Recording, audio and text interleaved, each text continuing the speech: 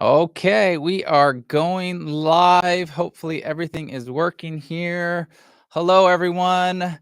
My name is Joel Catalan. I'm an Emmy nominated sound recording mixer here, mastering post production sound, our first ever stream. If you're in the chat, Paul, hello, I see you. Can you hear me in the chat?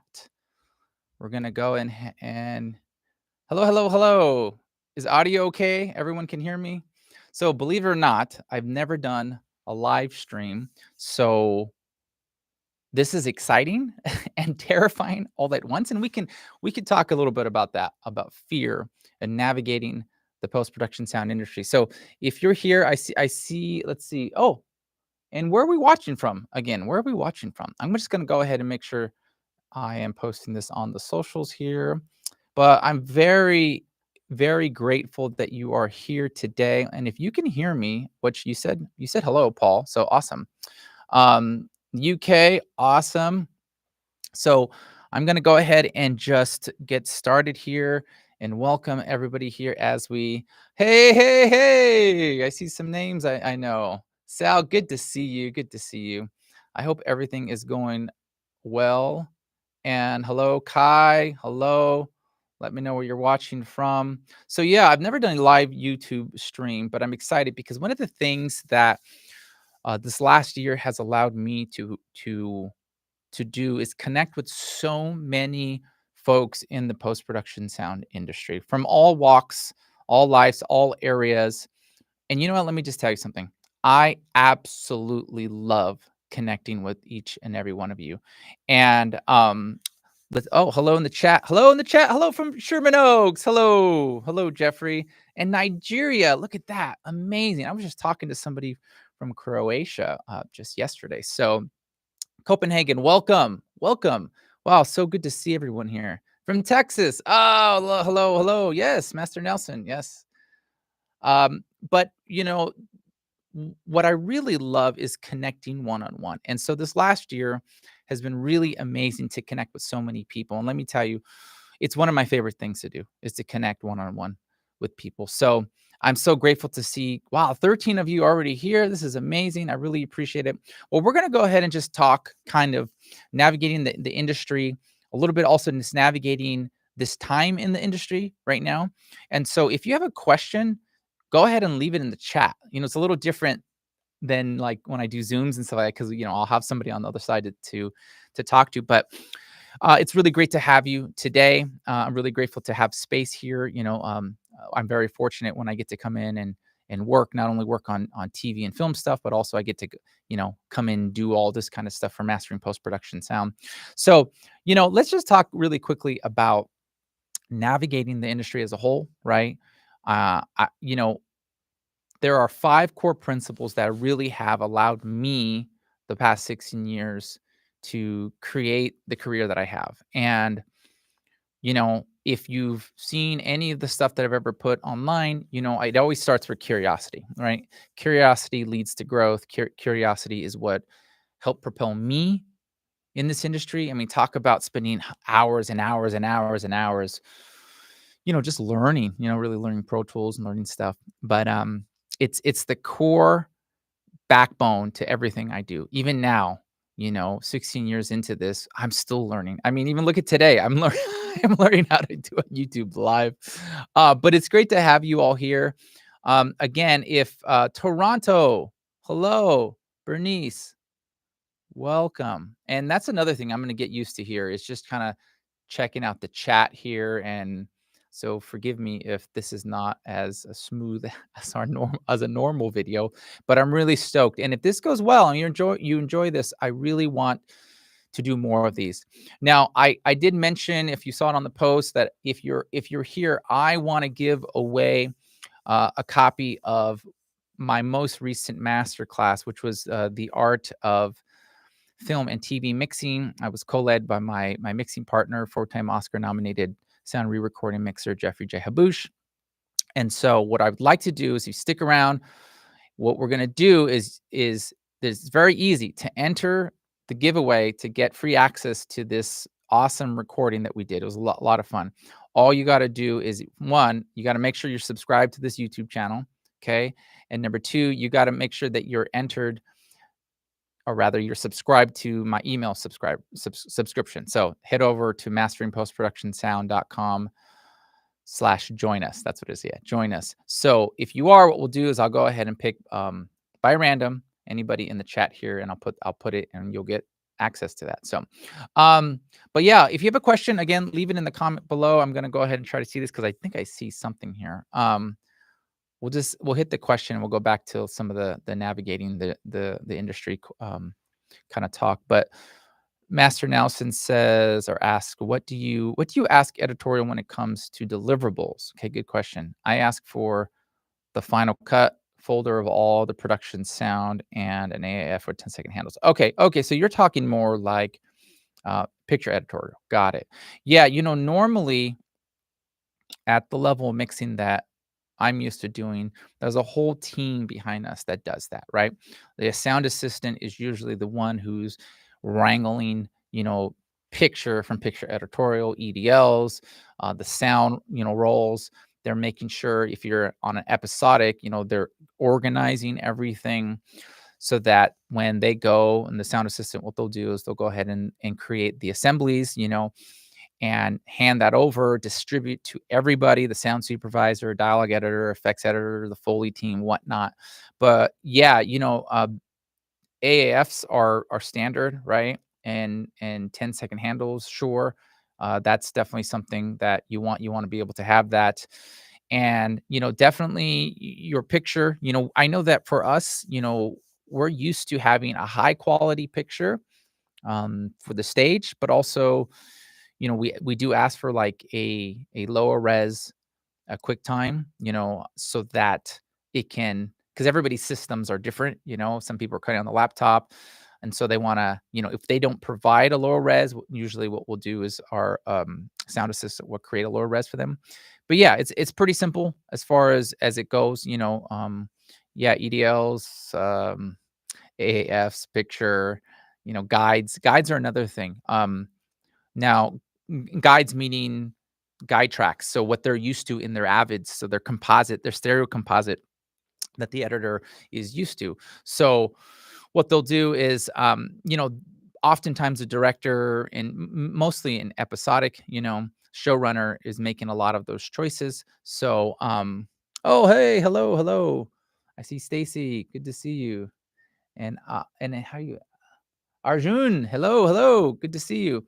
Um, so back to what we're talking about, when it comes to picture editorial, they're used to hearing, their episode or their film a certain way in the edit bay for a while, right? Weeks, sometimes months. You're working with the film. So that stereo 2 track, that work track that they are listening to constantly is super important. And so we always want to make sure that we have that. What is happening these days, just because over the years there's been leaks and, there's a lot of security stuff, that you have to keep in mind of, is they'll deliver it separately so that you never have a picture that is married to sound. So in case it gets like, I don't know, hijacked or hacked rather, they're not putting that out, on the web. So there's a lot of security, but yes, we also ask for a stereo 2 track. So I don't know if that answered your question, Master Nelson, but that's kind of what we look for, as far as turnovers and things like that. And then our team, I'm fortunate to have, teams, so our dialogue editor, will take care of that, ADR supervisor, sound design, Foley, things like that. So, oh, yes, I wanna get you that URL. Yes, again, if you're coming in late, um, I'm gonna give away a copy of, my recent in-person masterclass. So make sure you're subscribed to the channel, and what we'll do is toward the end of the stream is we'll go ahead and we'll do I got a randomizer over here. I'll just put everybody's name in there who is subscribed to the YouTube channel and is also subscribed to the email. So I'll go ahead and put it here in the chat. Mastering post production sound.com/join us. That just takes you right to the You might have to put the www dot. Let me just do that too. www dot mastering post production yeah, sound.com/join us. Okay, you could try that too. Yeah, so enter that, and then what we'll do is we'll get you a copy. So I have to be able to have you in the email system to get you to send it to you. So all right, let's just see who else. We got some other folks here. So watching from India, welcome. Welcome, Nashville. I would love to go visit Nashville. I love to visit all these places. Bernice, any future Discord plans would be cool. You know what, Bernice, you just gave me a fantastic idea. I've never even thought of a Discord channel. I had Discord like way back when the whole NFT craze. I was learning about that. I'm like, what am I feel so old. That's a great idea, actually. If you're interested in a Discord, we could talk about that too. So, but yeah, I'm going to put it on the list of goals, Bernice. Create a Discord for mastering post-production. Also, I have another idea, and if you're interested in this, sort of like a discussion group on WhatsApp. So if you're interested in that, we can also see how that goes. Stacy, I also ask that there are no audio suite rendered effects baked into the audio clips. Stacy, yes. Yes. Okay. So let's talk about that really quickly. So, and what Stacy is talking about, if you don't know, it's when you get your tracks from editorial, right? You usually want the tracks that are not. Sometimes what editorial will do is they'll go ahead and try to do a lot of sound stuff there in the edit, so that when you're sitting with the showrunner or your director, you kind of get a vibe of like, hey, we're going to verb out this, or, we'll put some kind of audio suite stuff on there, which is awesome, right? Get it where you want it so that your filmmakers can have a vision. And then what we like to do as sound professionals is we'll take that, and we always want to improve it. We got this running gag, I forget who said it, but my mixing partner would always say, listen to that. Yeah, we can do better than that, right? We can do better than the guide.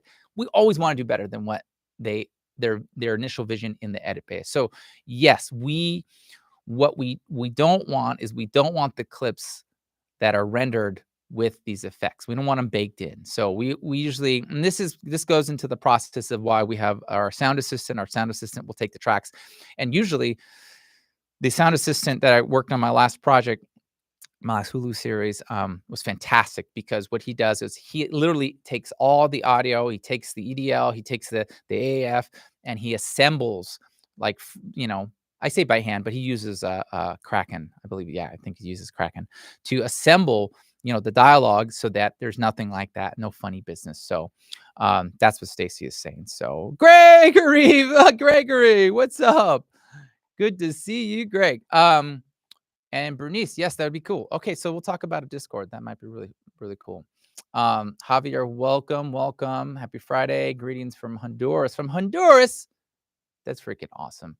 I love it. Let's see what Javier says. What tips would you recommend to a sound editor for sending you a sound editing session to mix? Very good question. Let's talk about delivery, right? There's a couple schools of thought here. This is how the general approach, and I'm going to say general because this is the way I work, and this is the way my colleagues like to work. So if you're an editor, whether it's a dialogue editor or an effects editor, and I'm just going to take it from that standpoint, because my world is, I don't have one person doing everything. We have a team. We have a separate dialogue editor. We have a separate sound effects editor. Okay. And then Foley is completely by themselves. I'll speak for me, because again, remember this, friends, if anybody is telling you it must be like this, run far away. Run far away from them. There is no it must be like this. There's always going to be, mixing is so subjective, right? The craft that we do, it's a craft, it's an art form, right? There are general guidelines that we definitely want to follow always.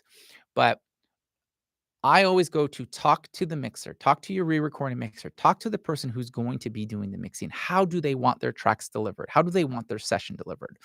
Now, if I'm sitting down and I'm mixing by myself and I'm handling all the elements. I'm going to handle the dialogue, the music, and the effects. I want to make sure my dialogue tracks I'm personally a fan of having my tracks, within, you know, let's just say 8 tracks. I don't like them spread out all over the place. I want everything kind of right here. Um, and I'm also a fan of having my untreated tracks below, like an X tracks, because dialogue editors are going to do some kind of noise suppression. They're going to clean up the tracks a bit, right? I've experienced really, really over, noise suppressed and clean dialogue, so it's just sounds sterile. Not a big fan of that. Not a big fan of that. So this is why I always ask for the in extracts, and just tracks below, muted, inactive, the original dialogue without the treatment. Um, so normally what I'll do is I will share my template so that they're cutting in the same exact thing, whether it's dialogue or effects. On effects side, they'll always have my template, and literally it's just match tracks because my editor, I've worked with a fantastic editor, Austin Career, for quite some time, and we're just like this. And so he knows, grabs my stuff when I'm mixing effects, and it just pops in there. But generally, we don't want any extra tracks that don't have nothing in there. I'm not a fan. I just want the stuff. I don't want your bussing. I don't want, your other, rewire tracks or other stuff. Just the tracks that we're gonna use. So clean. Think of it clean. It's you don't want it messy. So I hope that helps. I don't know if I'm trying to go back to some other comments here. I don't know if that really answered your question. Oh, and I'm missing these. You guys, these are great comments and questions here. Joel, how do you practice and hone your skills if you want to get into sound design for post production when you come from a music mix engineering background like myself? Oh, okay, Pasquale, great question. Okay, so I'm gonna tell you a quick story. I remember I was a musician, so that's if you don't know my background. I got my degree in music. I was a woodwind player, saxophone, got into scores. I always tell people, this fell in my lap. Okay, I remember my brother, who is a live sound guy, I was telling him, hey, I want to go into post production sound. He's like, hey, man, it's a lot different than like live sound because I was used to performing live, and he's right. He was absolutely right. So one of the things that I did was I just practice, and what I did was, especially when it came to post production sound, I got as many free and low pay gigs as I could to get my reps in. Let me tell you something. If you are new navigating the space of post production sound and you're coming from, like, let's say, production sound, one of the things you got going for yourself are your ears, right? I don't even know why I'm wearing my earbuds right now. I'm wearing my earpods right now. I think because I was listening to something earlier. Hopefully this doesn't mess anything up. There we go. Um, So one of the things you got going on is that you definitely have your ears going on for you. Okay. So if you're used to using your ears in production, um, what I would recommend is getting as much, like I said, free or low paying things as you can. Because what you need to do is you need to exercise a completely different muscle. You're going to rely on your ears, right? That's what I did. I relied on my ears because I was a trained musician. And so these ears helped me dramatically when I transitioned from, composing, live session playing to post production sound. So I would say, I think it was Pasquale, right? Pasquale. I would say get your hands on as much as you can, you know, and if you can't get anything right away, this is what I see a lot of times. And I tell my one-on-one coaching students all the time, go redesign something. Grab a scene that you love from a film, one of your favorite films or a TV show, and strip all the audio out and build it from the ground up. Cut the backgrounds, cut the foley, re-record some efforts or some dialogue, redo it. That's going to help you mix, your ADR, or just mix dialogue against music. Just practice. It's about getting the reps in. I think about when you're first working out and your body is like not used to you know, the pain, you got no muscles and you're trying to build muscles, you got to go through the tearing of those muscles. You got to like work your arms. And what happens is you start tearing those muscles and they start healing and the tissue starts healing on top of each other. And all of a sudden, after a period of time, you have some, you got some guns there, right? It's the same thing with our post-production skills, our post-production sound skills. You just got to work the muscle. So you got to get out there and try to get whatever you can. It might be slow at first, but get the reps in. I hope that's helpful. Let's see. Oh, it's good to see everyone here. Let's see. We got that. Which tool do you use for matching dialogue EQ boom with Lav? You know what? Honestly, like I know there's a lot of cool tools out there these days, right? As far as, um, matching EQs and stuff. I'm gonna tell you, I know it's gonna be sound simple and silly. I don't use any of those. I use my ears and I use my EQ. That's what I use.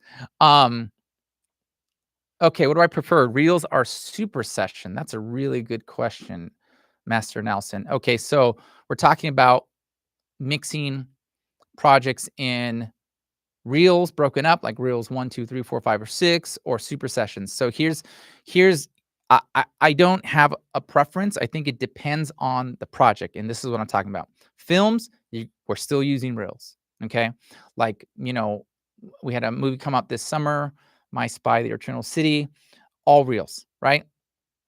Filmmaker is comes from the film days, so and mag and stuff like that. So always love it. I love it. That like it's there's something this like I don't know nostalgic or like something about the history of reels. Because yeah, with digital format now you could just go all the way, right? Even with films, but reels are still a thing, and I actually love reels when film. With TV content, right? An hour long drama, 42 minutes, even up to for streamers, past an hour, you're going to still you're going to be in a super session, but you'll be in acts, right? Depending on what network, like you'll still have kind of acts, so like mini reels, but it's still going to be one big thing. But have I mixed films that are in super sessions? Yes, I've done that too. Those are generally just kind of more like lower budget films. But yeah, I hope that's helpful. Um, Ooh, let's see. What do we got here? Off the beaten life. Would you say it's essential for a freelance sound effects editor to monitor from a surround setup when working from home, or can headphones be suffice, even though it's not ideal? Oh, good question. So let's talk about that real quickly. Monitoring, right? I am going to tell you from firsthand experience that we have worked on material that editors have cut from home, and when it got onto the big screen, it was like, "Oh, interesting," and even they were like, "Oh, it didn't sound like that at home, or it didn't sound like that in my headphones." So, I'm gonna suggest as much as you can, if you could just you can invest in a decent quality pair of monitors, like stereo's fine, like cut in stereo, that's fine, if you can't afford to have a 5.1 setup at home, no problem. That never held anybody back, you know?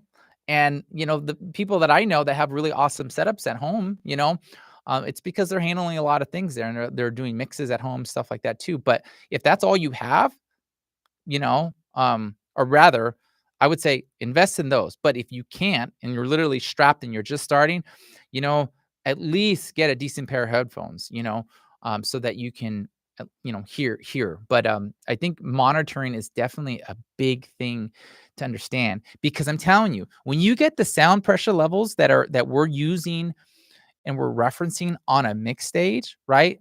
85 dB for film, 82 for TV streaming.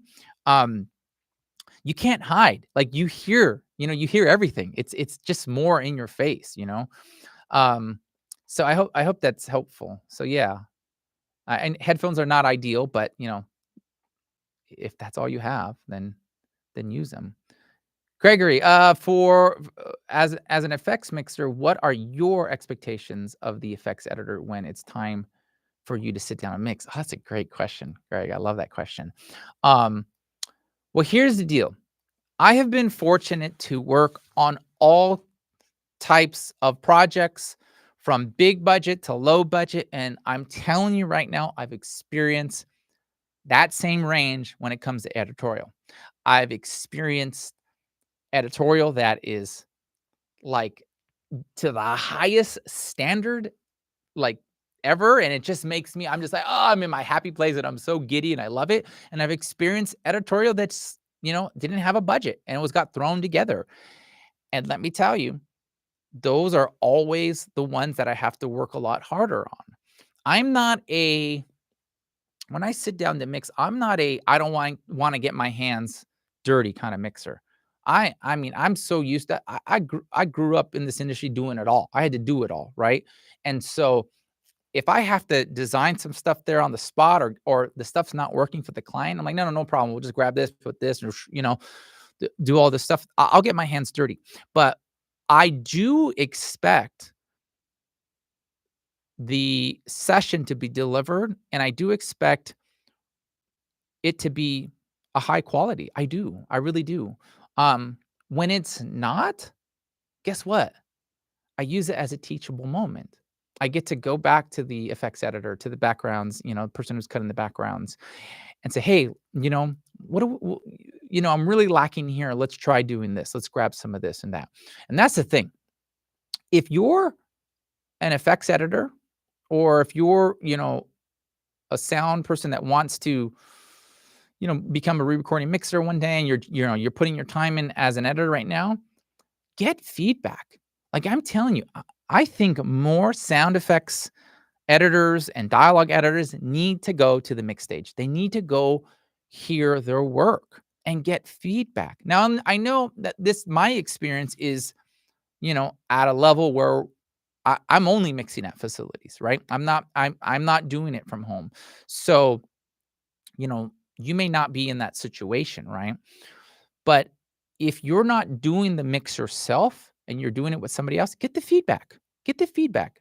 Ask them, hey, how did it go? Or go, if you can, wherever they're going to be mixing it, even if it's at somebody's, home studio, ask if you can be involved because those are the people who are growing. Those are the people who are taking their craft to the next level. It goes back to the curiosity what we were talking in the beginning. Like learn, right? Stay curious about what your feedback is. So I do expect, things to be at a certain standard. And if they're not, I will say something, but not in an aggressive way. And let me tell you, there are mixers out there who will say, they'll turn around from the mixing console, like, who cut this? Who cut this? Sound supervisor will be, so and so did. What? It's crap and blah blah blah. It's like that's not. I don't subscribe to that kind of thinking and that mentality. I just don't. So, I'm getting a little behind here on these comments. I'm sorry, but I hope this information is helpful. And let's talk about just the highest level. Okay, the highest level of editorial when it gets delivered, especially on the effects side. I'm telling you, when you when you have time and you have a budget, man, I've worked on projects where the effects editor will basically pre-dub. Will basically pre-dub their stuff. Pans. They have my session, so they have every EQ, every reverb I'm using. They do so much of the heavy lifting. And now when I sit down to pre-dub, first day of my pre-dubs, now I really get to have, time to get precious. And you can tell the level of work, and again, there's time and there's money. So it ranges. So good question, Greg. Um, oh my goodness. Let's see. So good to see everybody here. And yes, oh, look, I'm seeing some answered questions here too. If you have, because you can all see the chat, right? So like I appreciate Stacy right there. Pasquale, when I first started, like um I asked as many post people as I could find, sit down. Yeah, that's exactly it right there. I love it. So if you have an answer, leave it in the chat too. That's awesome. I love that. Thank you, Stacy, for chiming in there. Let's see. Sketch. How do you find the right balance between speaker volume and overall level in Pro Tools when mixing? I often struggle to tell if my mix is too quiet or too loud when I'm making print masters. Okay, Sketch. Again, that goes to monitoring. Are you everything? So I don't have an issue wondering if my mix is going to be too loud or not when I print. You know why? Every stage I work on is calibrated. It's calibrated to a standard, right? Dolby comes in and they make sure, the monitors, they'll pink the room. And if you don't, for those who don't know pink, they'll put pink noise um, through each speaker. And they will, with an SPL reader, they'll monitor the level so that when we are on the desk or on the control, we want to monitor at 85 dB, that's exactly what's coming out. And that's preset. So making sure your calibration is set properly is very important. Now I'll tell you, I'll go way back. Like when I did have a small little setup at home, like you better believe, even though I didn't have Dolby in my house, I took my monitors and I took that pink noise, that file, and I measured with my SPL to make sure, okay, where I'm sitting here, is this sure it wasn't perfect acoustics and stuff like that, but it gave me a reference of knowing, okay, this is 82 and this is 85. And then I knew on my like big knob, Mackie big knob, I think at the time, where those settings were. So monitoring is super important because if depending on whether you monitor too low or too loud, when you go to play back and print, you're either going to be, super low or raging. So it's very important to check that out. Um, so let's take a look here. Kai Williams. How is LFE handled in a multi-channel mix? Ooh, we're talking sub. I love mixing sub. Are subharmonics synthesizers only used on the 0.1 LFE channel, or do you use subharmonic synths on all channels in Safe? Oh, okay. So good question. I think I understand what you're saying. So let's talk LFE sub mixing. So obviously, when I'm mixing effects, I get a lot. I use it a lot. But also, if I'm mixing music, I'll put some of that in the music as well, right? So what I do is with my effects. And we'll just talk effects because that's I apply that all the time with sound effects, the LFE. I have a separate dedicated LFE send, and that send feeds my 5.1 effects bus, which then is fed to the print master. The way we do things here on a stage is, as you can see behind me. So one rig has dialogue and music, and the other rig has sound effects, backgrounds, and Foley, and they all feed a center Pro Tools system, right? So my separate effects send, right?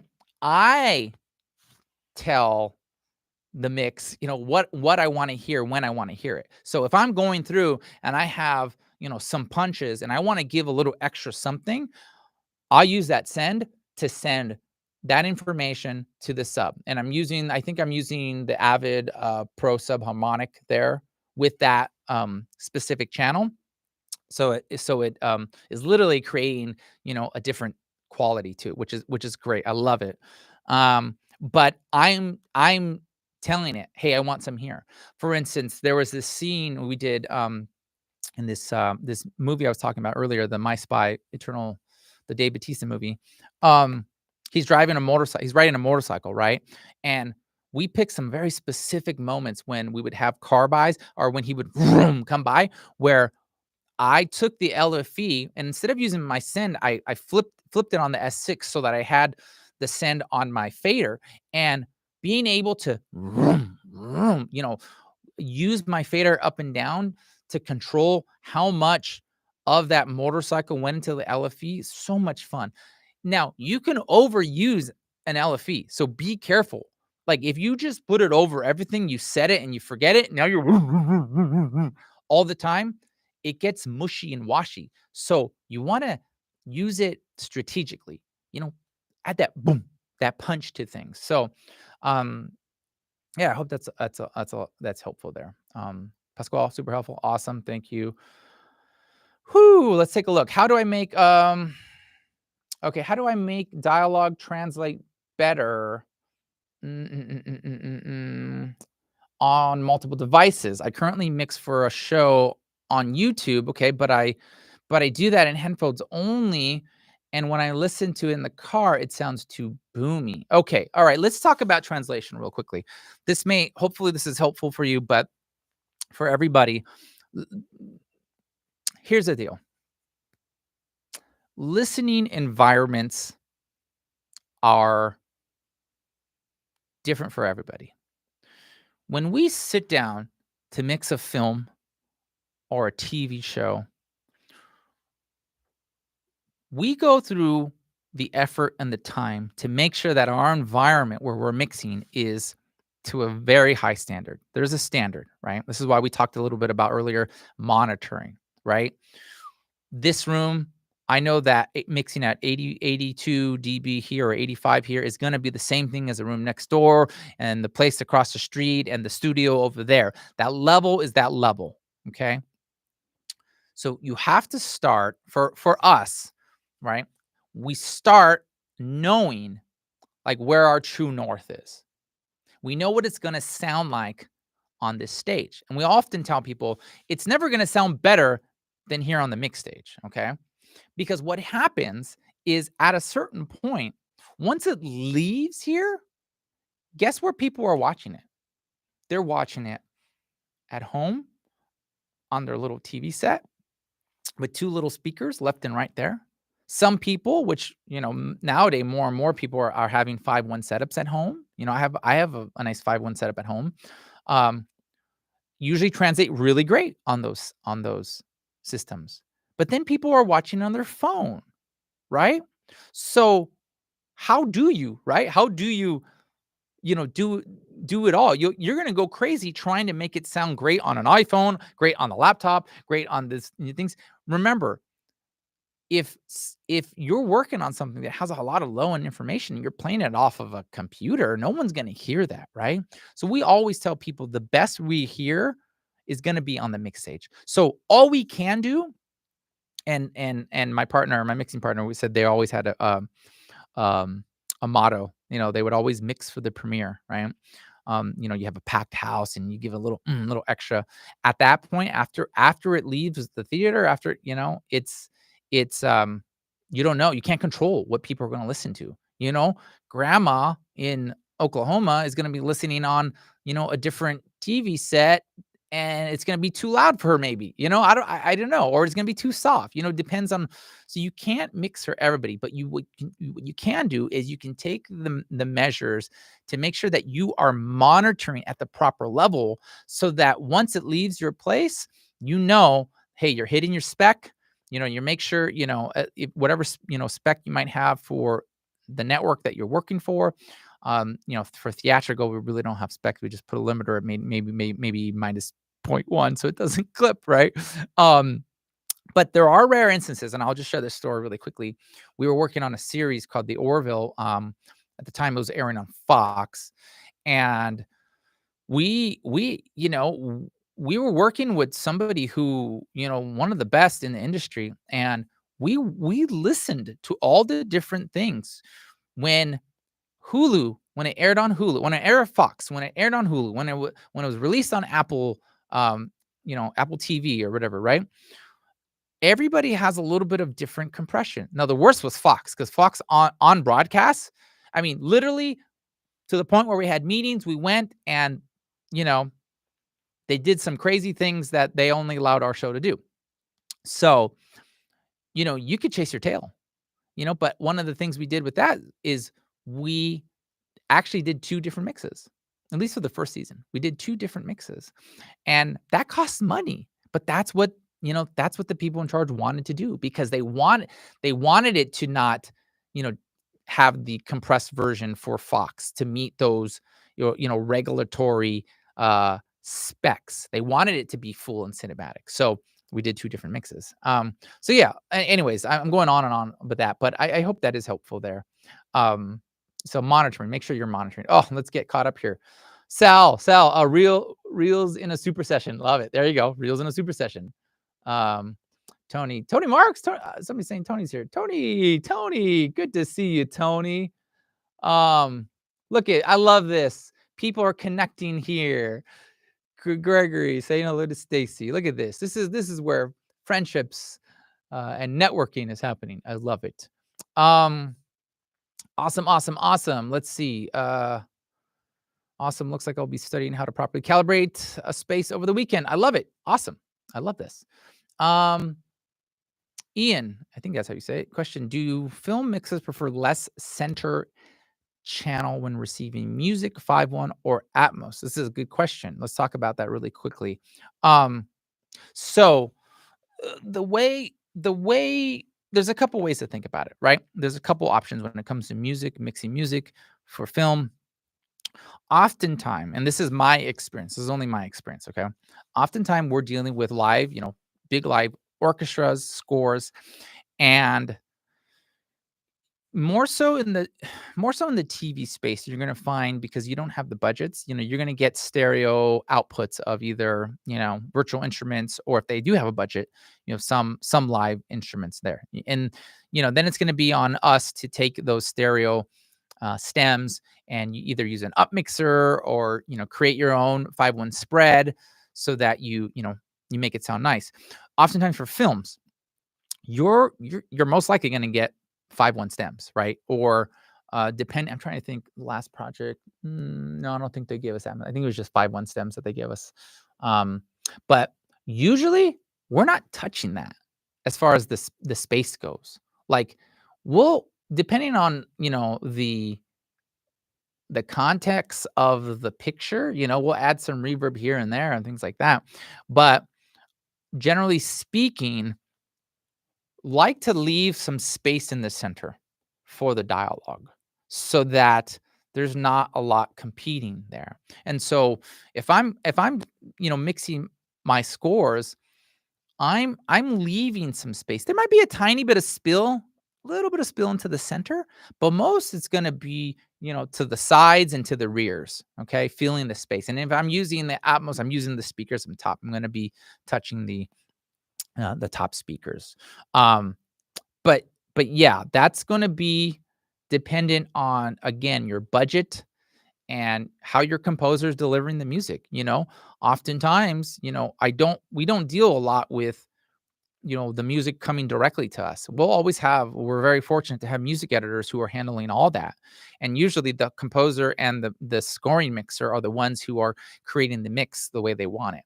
Very, very often we'll get into stems. I know in indie stuff, there's a lot of space for that. Directors will want to get in there and, you know, tear apart the stems and let's try doing this. Let's mute that.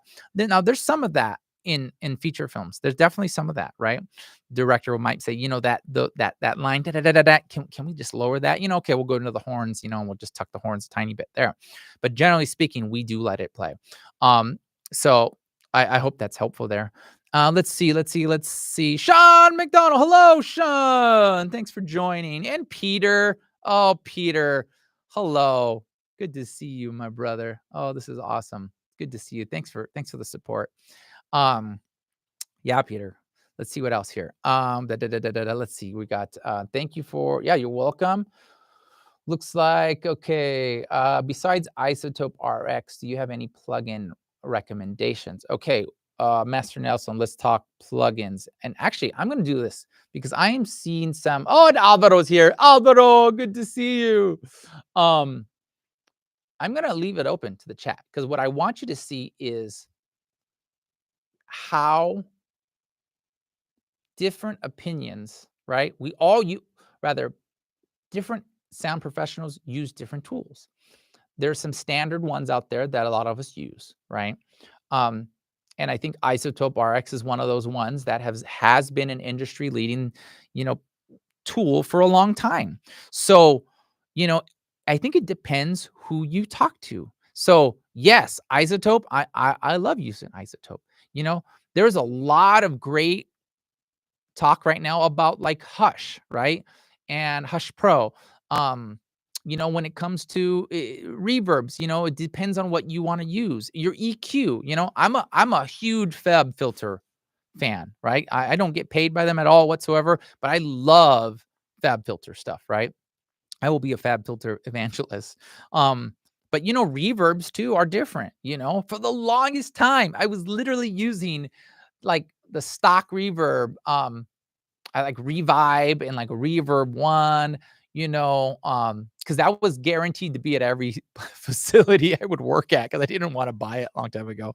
But then you open your world up to, things like, you know, um, Altiverb. Like I love Altiverb, it's fun. So I think it just depends on what you're looking for. Um, but a lot of people will have different opinions. Some people, I was just talking to someone the other day, and they were thinking about getting the Cedar plugin. I mean, I haven't used the Cedar in forever, but it just depends on what kind of tools you're looking for. And again, let's just talk plugins real fast. I mean, you could spend a lot of money on plugins, right? Does it make your mix better? I know a lot of people spend a lot of money on plugins, but they should really be spending a lot more time using their ears, training their ears.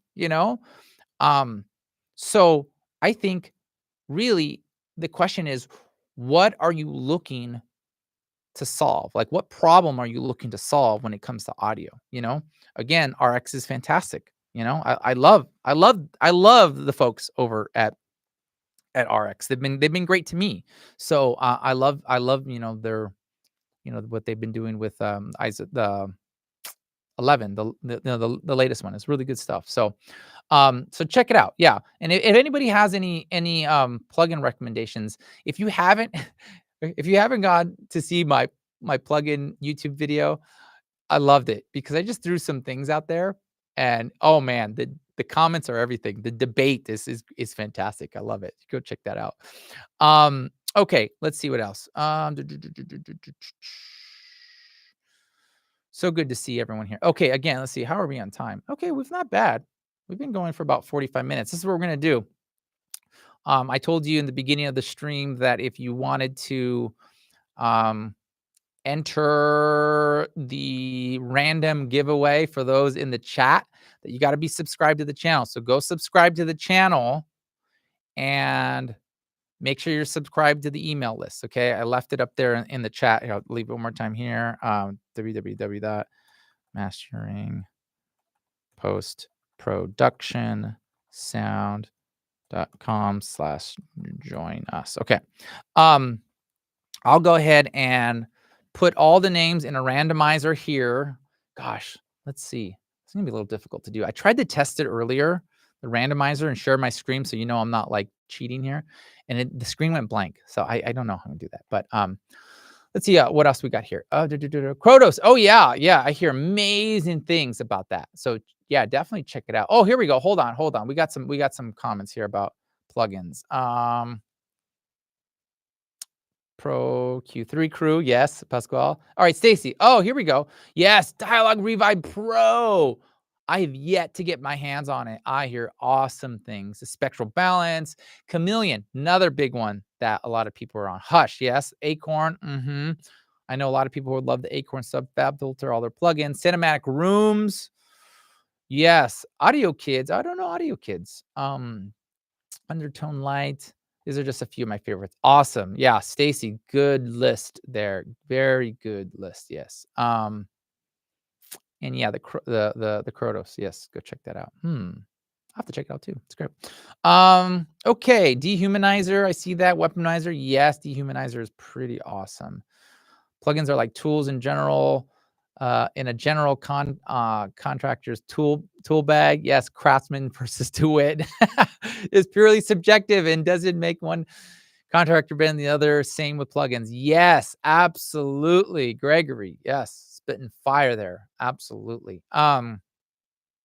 Super cheap random. Yes, awesome. Sounds good. I love it. I love that you guys are all talking in there. It's really great. Okay, so oh, Bob, good to see you, Bob. Glad you made it. I'm glad you made it. Can catch the stream later. Let's see. Dehumanizer is on sale right now. Okay, go check it out if you want it. Oh, here we go. Avro with some really cool input right here. For sound design, Serum, Phase Plant are great for synthesis and sampling. Friend, if you're into video game stuff, take that advice from Avro right there. He knows exactly what he's talking about. So go check that out. Okay, cool. So let's go like this. I'm gonna go, and I don't know if there's an easy way for me to do this. How can I?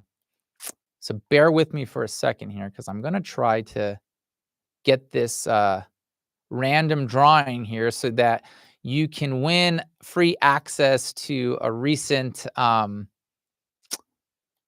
masterclass that I did, the art of film and TV mixing. So I'm gonna randomly choose one of you here. Let's see, can I select? Okay, that's the one thing. I don't know how to.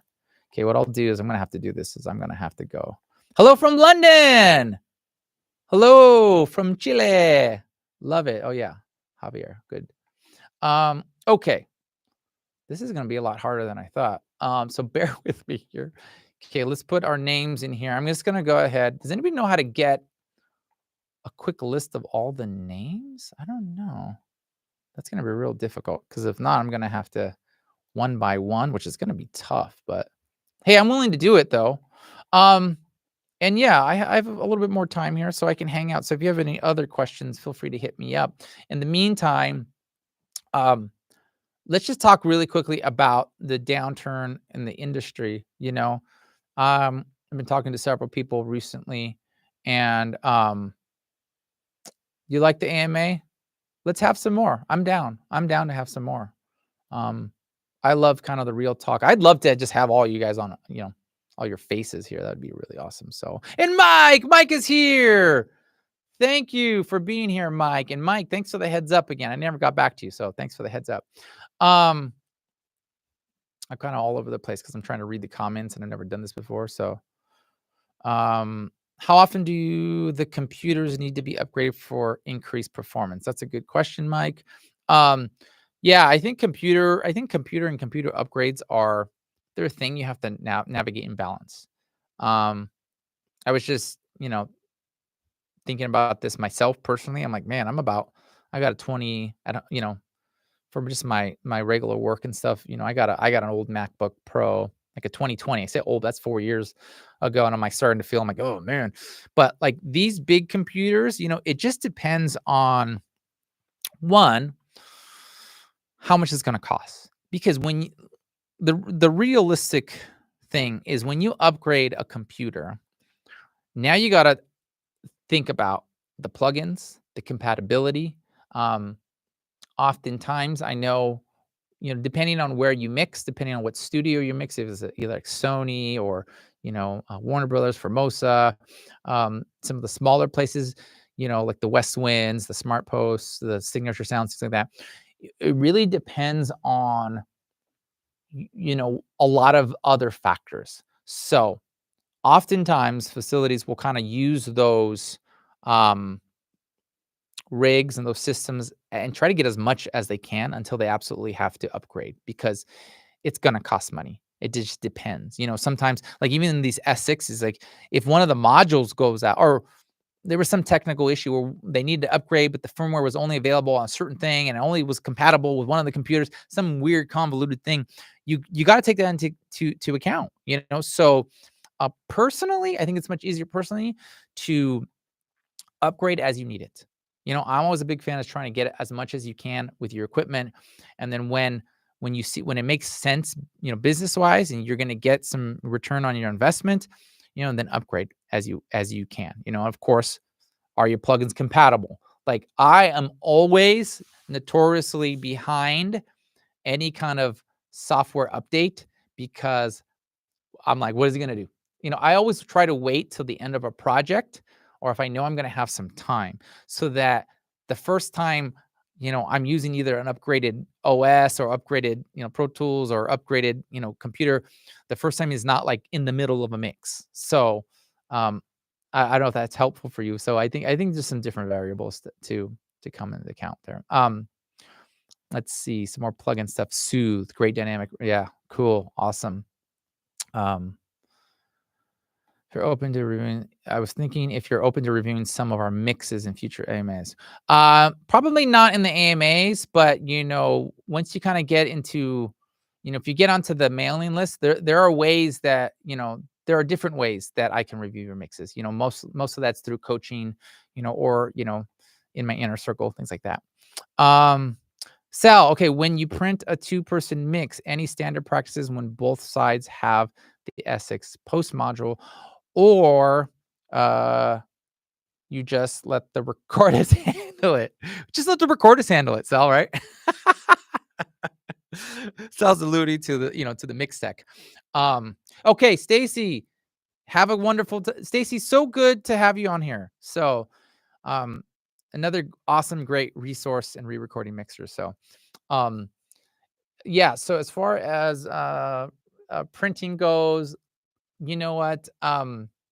I've been in situations where we're both set up so that I have control on my side and my partner will have the control on his side as well. Usually the recordist will send us up so that we can both punch at the same time, however we want. But we generally just we want to make sure we just want one button where we just punch it all. So it just depends.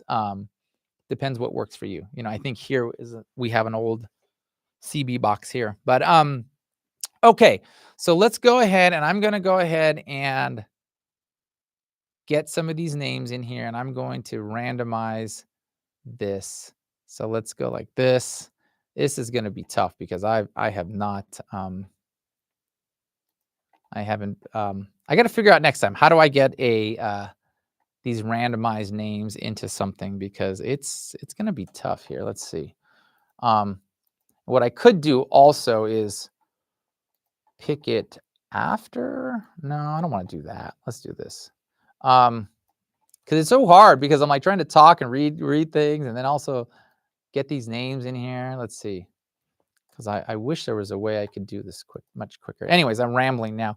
If you have another question, hit me up. In the meantime, I'm going to go ahead and just take a second to enter these names,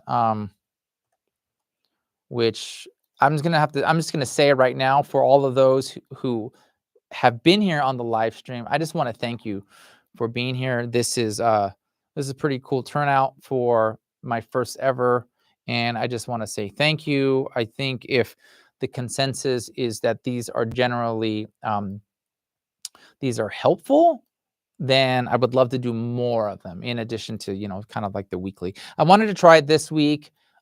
Just try just something different. Obviously, one of the main goals here at Mastering Post-Production Sound is, to empower you to navigate, to believe and thrive in the post-production sound industry. And so I want to know, what are some of the things that you are struggling with, some of the things that you want to know moving forward. This has always been a channel where it's been about as much the soft skills as than the hard skills, just because when I first started in this industry, I didn't have a an audio background. I learned in the trenches, I learned on the job, I learned from the ground up. And you know that was my path, you know and it's been amazing that as I've built the career over the past 16 years to really fall back on these principles that I like to talk about all the time, which are curiosity, hard work, credibility, persistence, and relationships. They're pretty universal principles, but I say if I can make it in sound, anybody can. And I want people to believe in their big dreams, that they're going to be mixing, the next big Hollywood blockbuster film. And because, who are we if we don't have dreams and passions? And so, Mastering Post Production exists to encourage you, to tell you, that you have everything inside you that you need to accomplish your goals in this industry. I think about when I first started in the industry, I wish I had that. I'm trying to think. I don't know. YouTube was around. Yeah, YouTube was definitely around. I just, I don't remember seeing many people talk about this kind of stuff. But I'm always going to be, I'm going to give you technical stuff and I'm going to share what I know. I don't know everything. I don't. And I'm just going to share what I know, what's worked for me along the way. And I think that's the biggest thing. I want to be a guide for many people. Hey, this is the way I've done it. It's not the end all be all. It's worked. It's what has worked for me. I kind of alluded at the beginning of the stream, but if somebody is telling you this is the only way to do it, like, I would suggest to run far, far, far away from that person, because with post-production sound, as many of that it's such a creative art form. And so that again allows it to be open to subjectivity. You have to, it's subjective. What sounds great for me might be different than somebody else. I've had those mixes where I'm really proud of what is coming out of these speakers. I'm like, yeah, this is great. And then the filmmaker will be like, I don't know, I don't think I like that. Let's try this. Oh, are you kidding me? So that's another thing. You have to have a real you have to check your ego at the door. And let me tell you, I've worked with mixers who, these predominantly more older mixers who have, they barely fit their head through the, through the door. But it's like you just got to check your ego at the door. You have to. So yeah. I'm just give me a second here. I'm trying to see if I got everybody's name. I think I got everybody's name here. Okay. All right. I'm gonna go ahead and do this randomizer now. And I think I got everybody's names in here let's see, did I get Javier? I did get Javier. Okay, good. I think I got everybody in here, and I'm excited to hit spin on this to see what comes out here. And the winner will I'll go ahead and make sure you have to be subscribed to the YouTube channel. If you're not subscribed to the YouTube channel or the email list, I'm going to email you separately, or I'll say sorry until you do that. You don't get it. Okay, we're almost there. We're almost there. Okay, and let's see. Just get caught up for a second here on any comments. Let's take a look. Okay, awesome. Great. I appreciate you. I appreciate you all. So yeah, if you gotta get off, I get it. I'm gonna be doing this, and then you can catch to see if anybody who the winner was. Okay, so I'm gonna go ahead and do this. I think I got all the names in here, and let's see if okay, cool. All right, I'm gonna hit randomizer here, and I'm gonna hit C. Okay, I think I did it all. Go like this. Spin. Blank. Okay. And the winner is Tony Marks. Tony Marks. You just won yourself a copy of the Art of Mix of Film and TV Mixing. So, Tony, I'll go ahead and reach out to you and get you set up with that. So, congratulations. Okay, back to the comments to see if I missed anything else here. And we've been going for a while. I think we are officially an hour long, an hour and 2 minutes. So thanks for hanging out here. Bernice, thank you, Joel, for making this channel, because nobody makes in-depth, accessible mixing content like this anywhere. I'm super. Bernice, thank you for being here. And thank you for your support, because I've seen your name quite some time. Woo! Yay, Tony, you got, okay, you're still here. Awesome. All right, Tony, I'm going to go check if you're subscribed, and I know you're already on the list, so I think you're good. Way to go, Tony. I hope it's helpful. I'll be in contact. Sketch, thank you for being here, Sketch. I appreciate you. And did I miss anything else? Let's see. Oh, I do see a question, and I don't want do you use routing folders for each group of sounds? If you do, what plugins? Okay. Kai, I do not use routing plugins, or rather routing folders. I don't. And actually, my template, I don't even have folders right now, because I think at believe it or not, some facilities, they have older versions of Pro Tools, and they don't have the folders on there. It's kind of weird, huh? I know. So I keep it simple. I use busing. So I'll use my busing is just NVCAs. I love VCAs, and I keep it pretty separate. I'll have a separate effects, and I'll have like effects A, B, C, D, D. They all feed to a master, effects bus. Background, same things will be split up. Backgrounds A, B, C, D, as many as I need. They feed a master BG bus, and then Foley, and those will go where they need to go. If I'm doing everything, I'll have that all routed out to a dubber. So, awesome. Well, I think we're going to end on the high note. So congratulations to Tony for winning that. And I think we're going to wrap things up here. It's been an hour, so I do appreciate all of you who have jumped on the AMA here. Again, appreciate the support.